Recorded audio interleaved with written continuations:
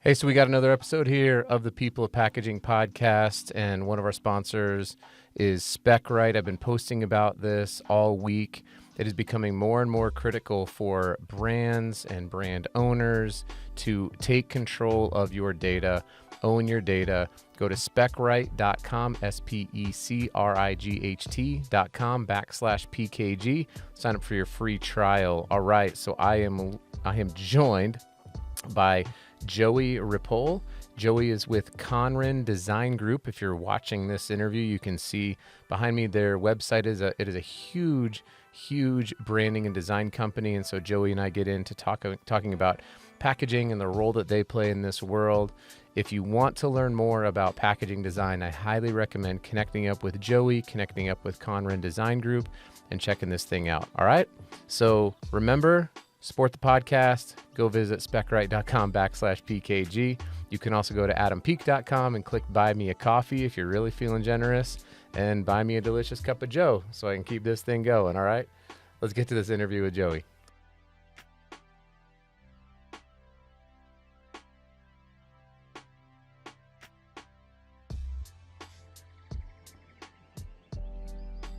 All right, I'm here with his very first, the first of many, Joey, by the way, packaging podcast. I'm going to guess for you. I'm going to project that out there, that this will be the first of many packaging podcasts that you'll be interviewed on. I don't know how many there are, honestly. I think there's like 20. Somebody actually made a thing, and it was like the 20 best packaging podcasts in the world. And not to be, like I have many leather-bound books guy, but we were number one on that list. So, which was pretty fun and exciting. But I am joined by Joey Rippole from Conran Design Agency. Joey was recommended to me by a lady named Emily, who's become super helpful and a great resource for us.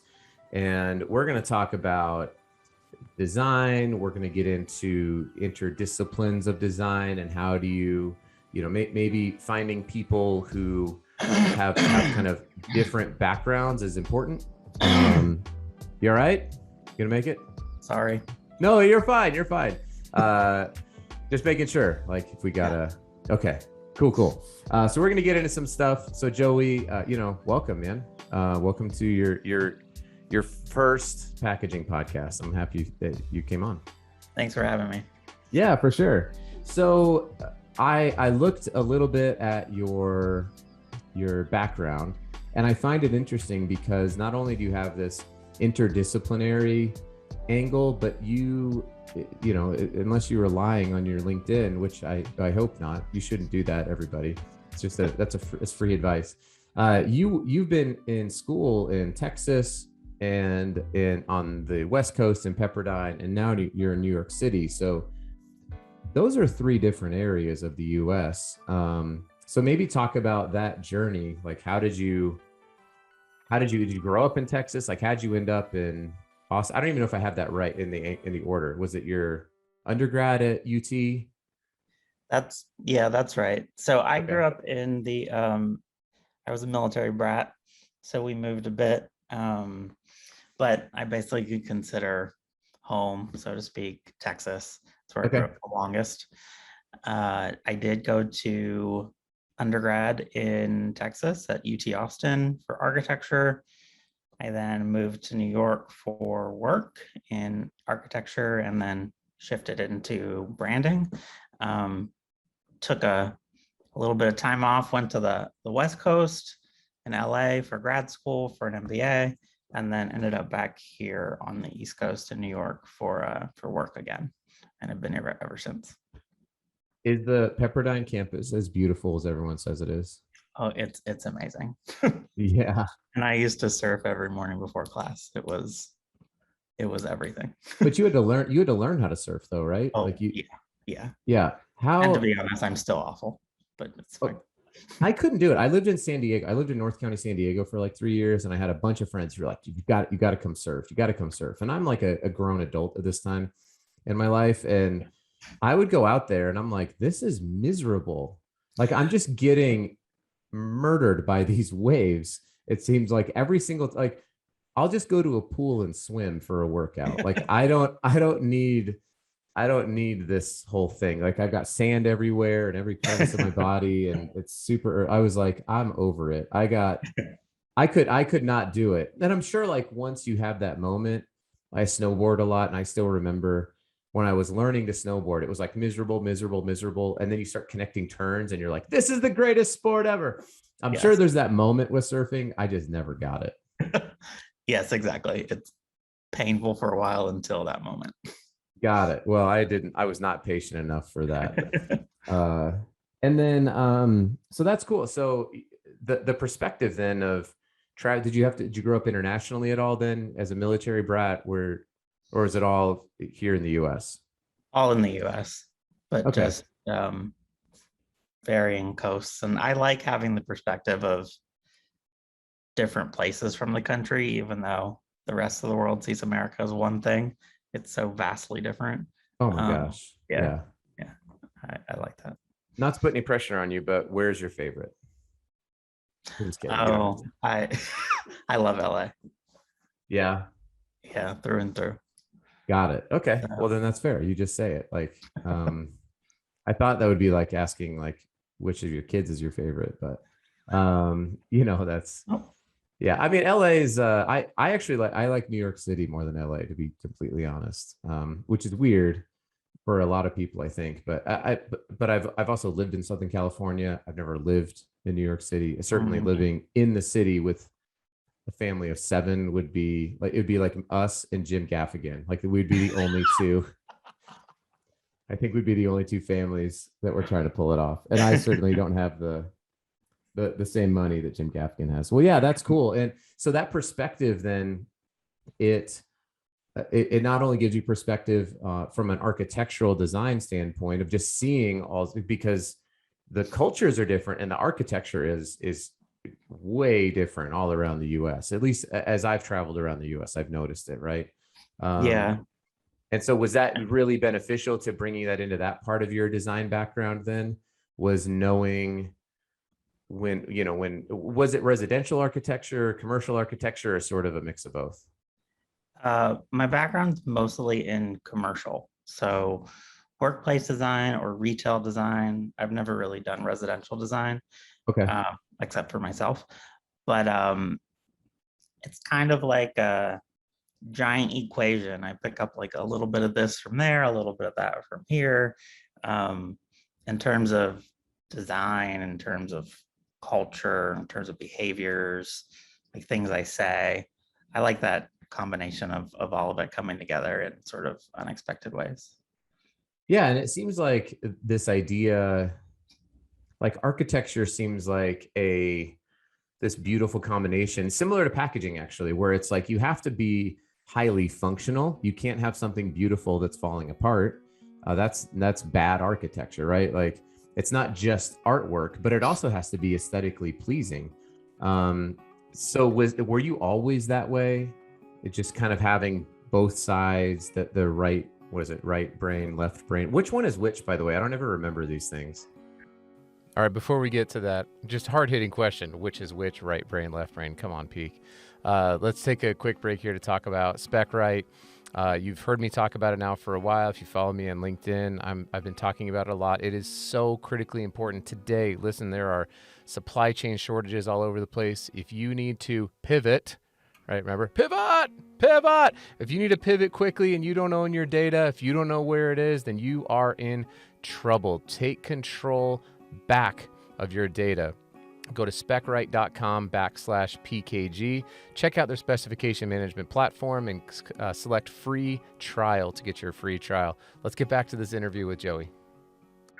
I think right-brained is creative and left-brained is analytical, but I'm actually not sure now that I say that. I wish right brain was analytical, because then I could stick it away. Like right means I'm right, like definitively right. I'm analytical, but maybe right means wrong. I don't know. Yeah. So did you always grow up this way then? I really did. I really have been split down the middle of my brain my entire life.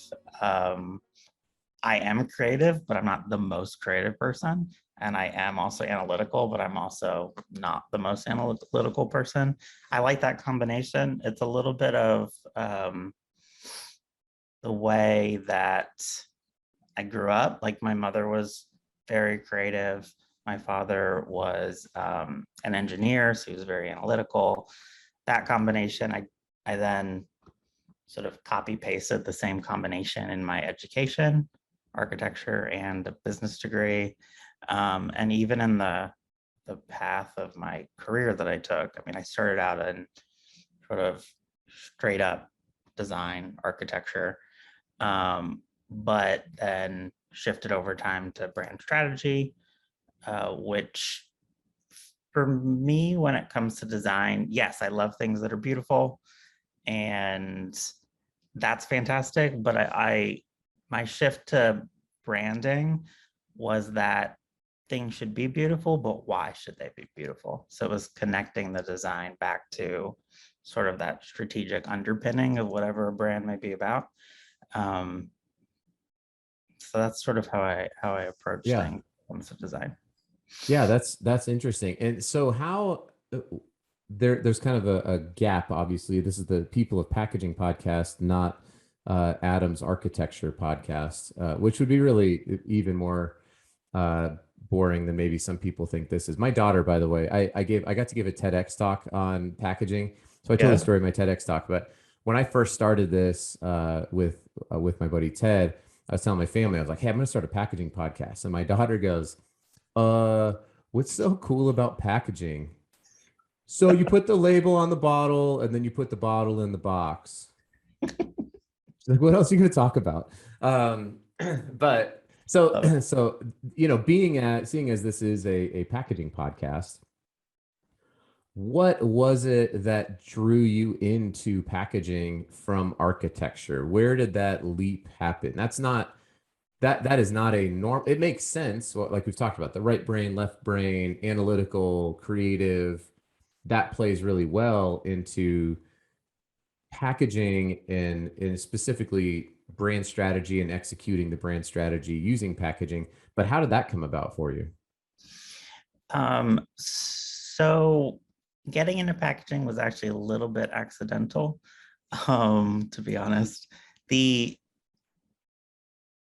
My previous branding agencies I worked at didn't really focus on packaging, but where I'm at now, Conran Design Group does do packaging for CPG goods, like stuff you'd find in a grocery store, but also for pharmaceuticals and medication. The work in packaging for me is that it is another version of architecture. Architecture is just some experience around you. It is physical, and sure, there may be digital pieces to it, but it is a physical experience that someone can touch and interact with. And packaging, in my mind, is the same thing. It's just another physical experience. It doesn't happen to be around you, it's in your hands. But in that way, I kind of see them as parallels in terms of how a consumer or customer is interacting with a brand. Mm-hmm. Yeah, for sure. So did you make the move to Conran Design? Is it Design Agency or Design Group? I want to get it right. Design Group. Design Group. Did you make the move to Conran Design Group knowing that you were going, like you wanted to get into packaging, or was it like me when I got into packaging? I was like, I need a job.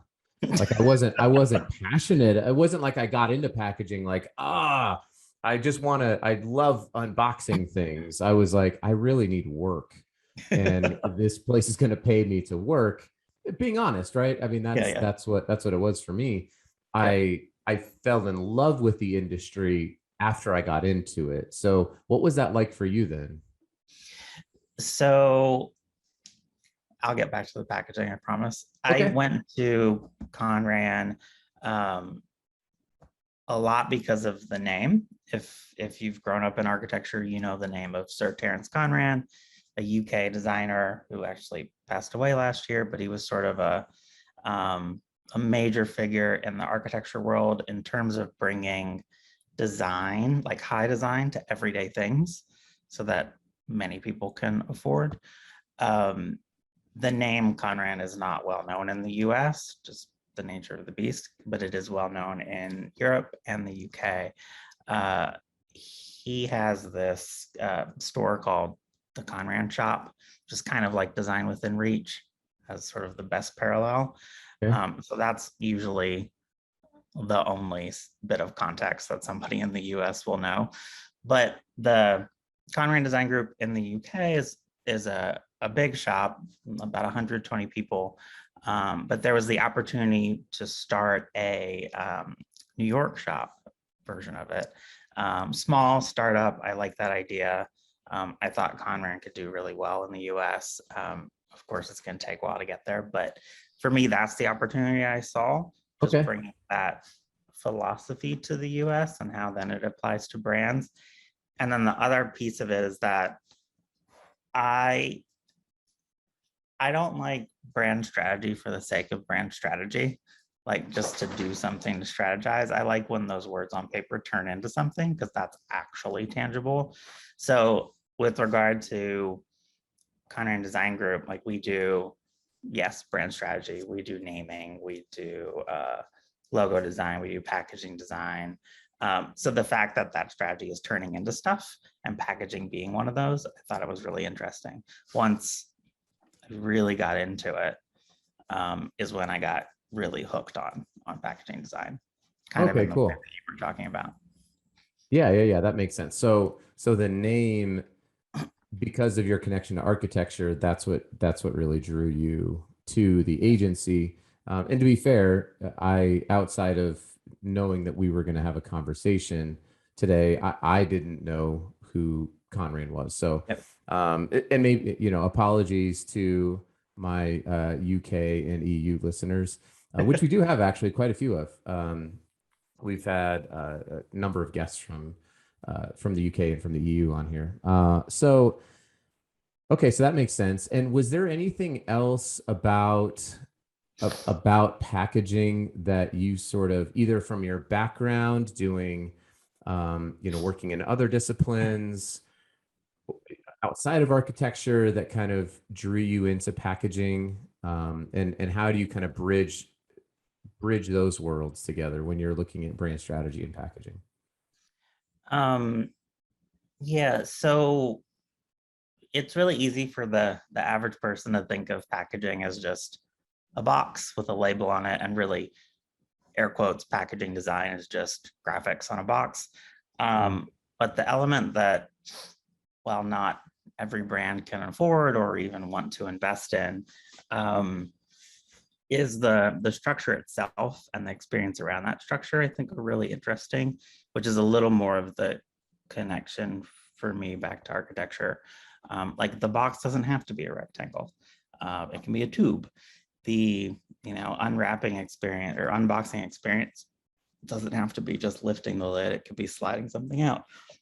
It's little changes that you may not notice on an everyday basis, but when you have all the pieces come together, like beautiful graphics, a really interesting structure, a really memorable experience, that's when packaging sort of shines.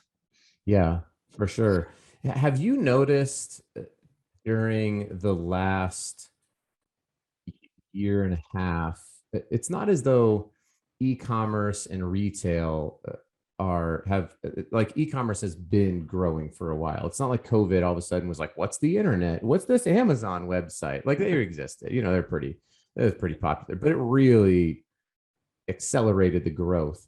Have you noticed now when you're doing brand strategy, specifically around packaging, that experience has become heightened? Or are you, as you guys are working with brands, are you seeing more pressure put on the designers to create that experience in the home as maybe I don't know, a replacement for the experience that they would have normally had at retail? How are you navigating as a designer and a brand strategist those sorts of tensions right now? Yeah, so over this past year and a half or so, packaging definitely has become more important. Of course, it varies based on the product and the customer and the situation. But in general, the role of the package has had to do more for a brand because because customers don't get to go into that store to interact with the brand.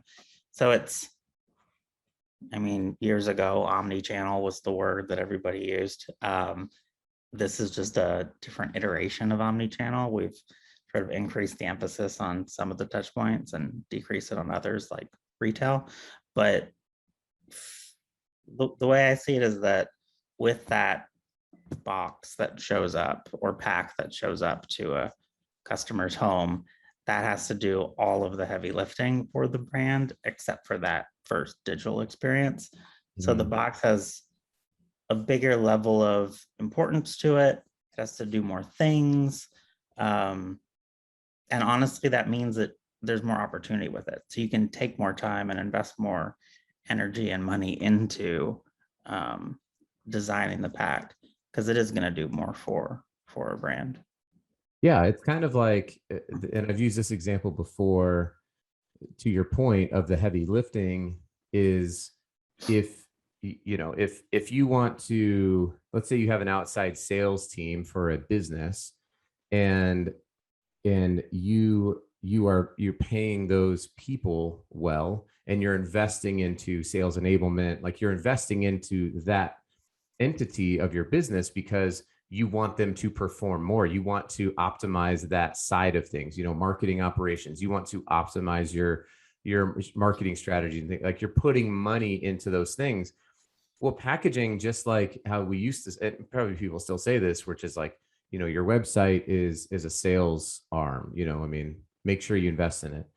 Yep. For a while, packaging, I think, was sort of way down the list, to your point, of things that people would put money into as a sales and marketing entity. Obviously they had to spend money on it, but it was this like necessary evil almost. Like, I guess we should probably get to packaging design. And it seems like that's been getting more run. Like it's going up the rungs a little bit in terms of brand importance,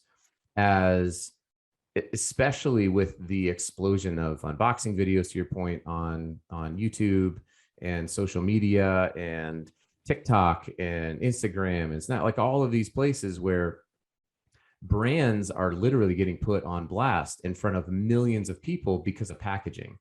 And that was not the case 5 years ago at all. And so I totally, I see it from my end working in packaging manufacturing. We see more brands saying, we know this is going to cost us more, but the value outweighs the cost significantly because of the experience that we're going to be kind of driving. So I'm right there with you. How much time do you spend with a brand on strategy versus executing the strategy? Where does Conran kind of fall in that world, I guess? Or you can even just say this is what we do at Conrad.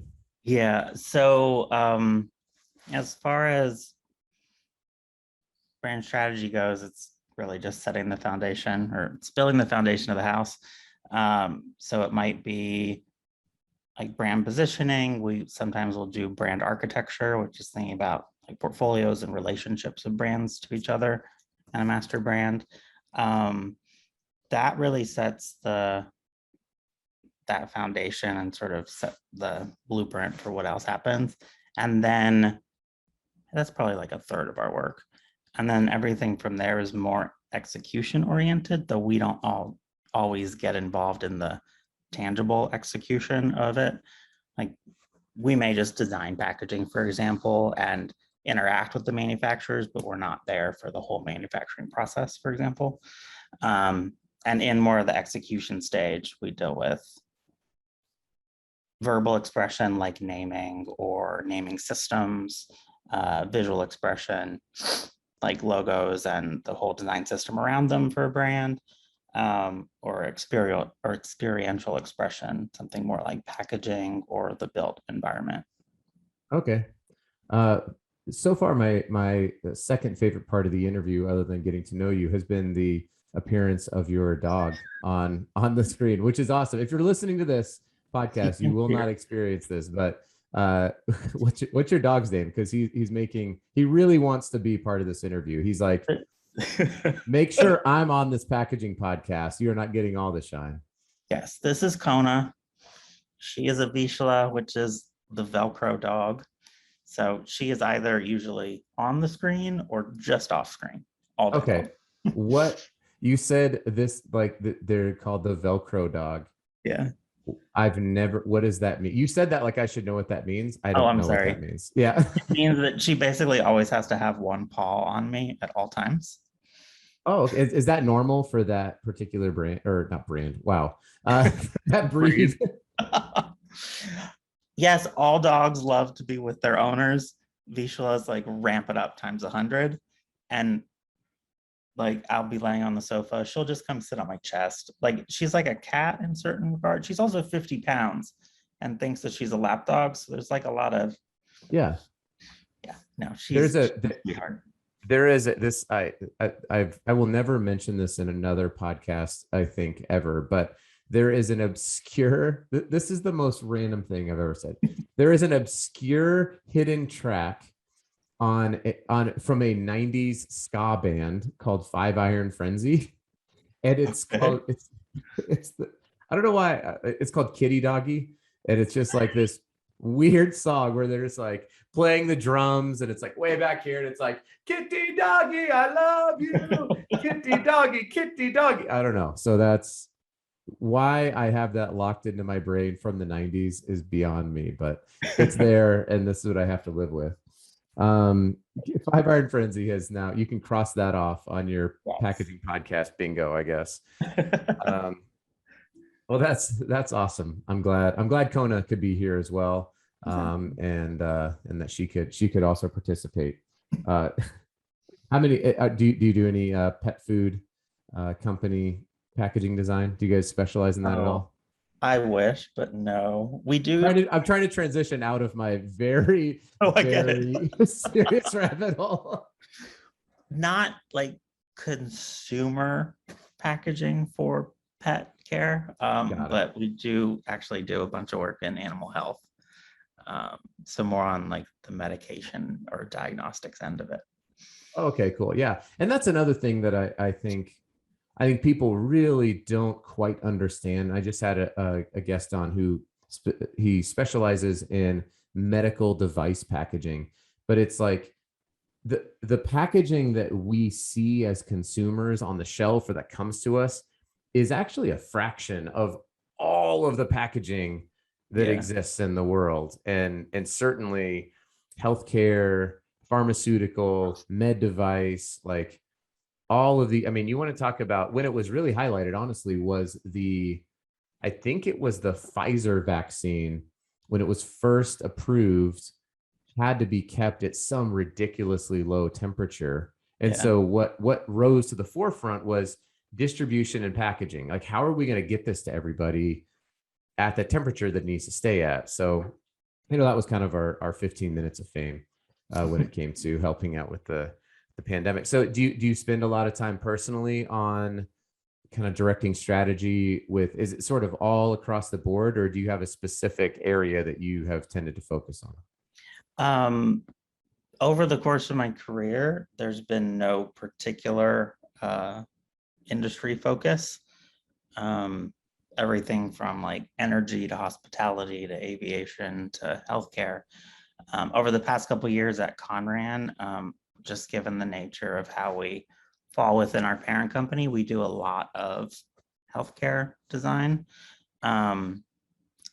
specifically in pharma. So positioning, naming, designing, and doing packaging for individual drug products. Packaging in healthcare is, I will be the first and not the last to admit, is painful.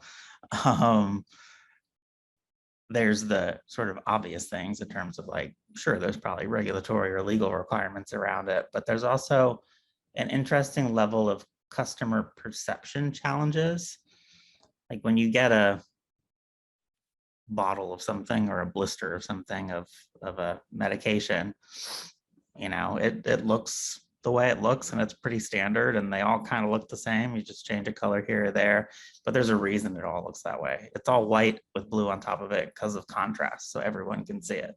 But there's also no real reason that I need to be reminded that I'm a patient or I'm sick when I'm taking the drug. Like, it doesn't have to feel so functional, or kind of sad or undesigned. Yeah. But then when you think about how expensive medication is, especially in the US, given our healthcare structure, Right. like, patients are also incredibly sensitive to it costing any more. And if the package looks too nice, so to speak, they think they're overpaying for it. Meanwhile, Right. this already happens in industries like cosmetics, where the packaging costs more than the product. But it's just that crazy sensitivity around that industry that makes it almost extra challenging. Yeah, no doubt. I am fortunate enough to spend a good amount of time in southeastern India, and I was there with somebody, and he got sick, and we had to go to the pharmacy and get medication, and his dad is a doctor, so he kind of figured out. He said, "This is what you need." Da, da, da, da. And I was floored at how inexpensive the medication was. And it's the same things that we get here. We don't have to go down that. We don't have to chase that one down, but that is an interesting component of, and actually an angle that I've never really teased out is customer perception of value with healthcare and pharmaceutical. But it's absolutely true. It's the same sort of thing. I mean, you still get it, you still have to take it. And I would say there's probably a renewed effort to at least talk about sustainability when it comes to healthcare and pharmaceutical packaging. Yeah. However, necessarily that really takes a back seat to functionality. Like I don't want to know that somebody cut corners on a screw that's going to go into my knee replacement and it's going to stay in my body, but they could have introduced contaminants that could then kill me because they wanted packaging that was a little bit more sustainable, right? Like, I kind of want to know, like, they did 100% of what was the most functional way to make sure that that is not contaminated. And whatever. Yes, exactly. Whatever the thing is. It's an interesting balance that it hadn't really crossed my mind until we got into the depths of it. It's like, why would someone not want a package that felt of higher quality? Yeah. To then support a message of, this drug I'm putting in my body is of high quality. But there's that, like, and I get both sides. There's that, like, fine line of where it's like too expensive versus not expensive enough, and how quality plays in, and there's just like a lot layered there.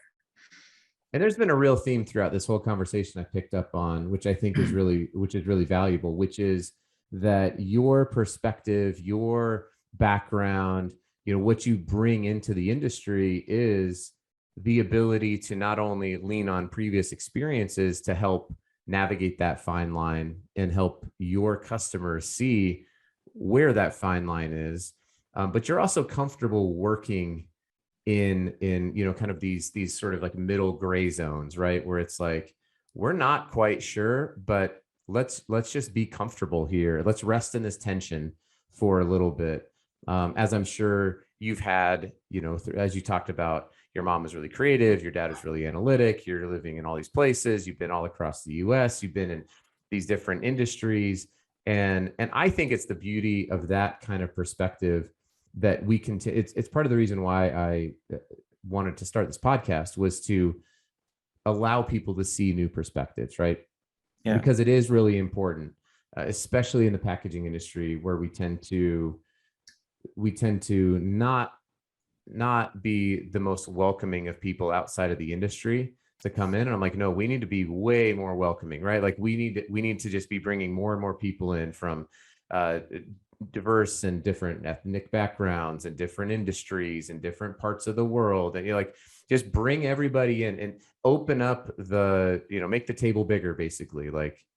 Because when we do that, I think we're going to find a lot better a lot better solutions to the problems that we have and oftentimes have introduced, because we have not traditionally done that. So Kudos to you for getting involved into packaging, and for it is, and so Conran, they obviously do more than packaging, right? They're doing all sorts of other branding strategy and design. You kind of mentioned that before. Yes. Yeah. Okay. And you don't only, you specifically as a human on earth in your job, you do more than packaging as well. Is that correct? That is correct. Yes. Okay. Got it. Just wanted to make sure that was clear. Oh yeah, we are a small crew in New York, but part of a bigger Conran. Most of the work that I do focuses on packaging design, brand strategy, and naming, sort of where I lean into, but there are a few of us, so we all lean into all sorts of parts. But another thing that, to your last point, that I like is getting, having a designer participate in a strategy project, because you're getting an entirely different angle. Having a pure strategist participate in some way with design, because you're just, all sorts of different perspectives lead to really cool outcomes. Yeah, definitely. I remember once we, at a previous company, we did a lot of these like CEO Kaizen events at the manufacturing lines. Yep. And they brought in like a sales leader, and the sales leader during one of these sessions just, raised his hand and said, how come we're not running these at this facility within our company? And everyone was like, well, because they've always run here, right? Like that was the answer. Like they've always run here. And he's like, yeah, but I was just talking to that plant manager and he's really hungry for work. And you're saying you can't get stuff out over here. These seem like a perfect fit for them. They're like, well, we don't really know. And he's like, so I picked up the phone. I called. Within 2 hours, that job was transferred to this other facility.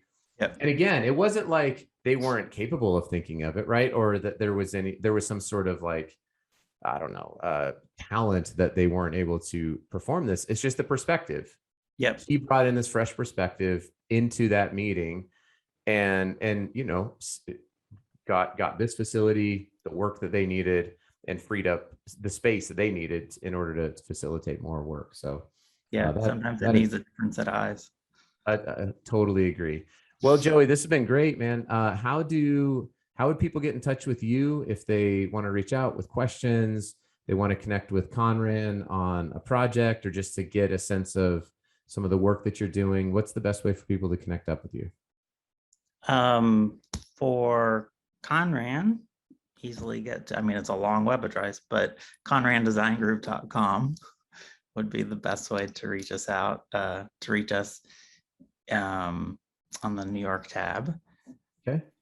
And I'm happy to give my email address if people Sure. want to reach out. It's Joey. Do you want me to say it, or do we? Sure. Yeah. Whatever you want to do. This is your. It's Joey, Joey at jrippole.com. It's J, my last name.com. All right, cool. And you're on LinkedIn as well. Are you active on there at all, or like if somebody reached out to you there? I have a page. Yes, I will respond. Okay, cool. All right. Awesome. Cool, Joey. Well, again, man, appreciate you coming on. Hopefully we can connect up when I'm in New York City. I don't know if you guys go to LuxPack at all, but it's a pretty great show out there. And this has been great. I will make sure that these things get in the show notes so people can reach out to you if they've got questions or they just want to know about Velcro dogs. I'm sure you'd be excited to talk about any and all of it. Kona would be thrilled if I talked about her all day. Kona would be thrilled. Yeah, definitely. Well, thanks, Joey. Thank you very much. Really appreciate it. Yeah, for sure. Well, that is it for another episode of the People of Packaging podcast. Thanks for listening. It would mean so much to us if you would like and share and subscribe to this podcast. We want as many people to know about the incredible people that we have in the packaging industry, because we believe that packaging is awesome. Thanks again.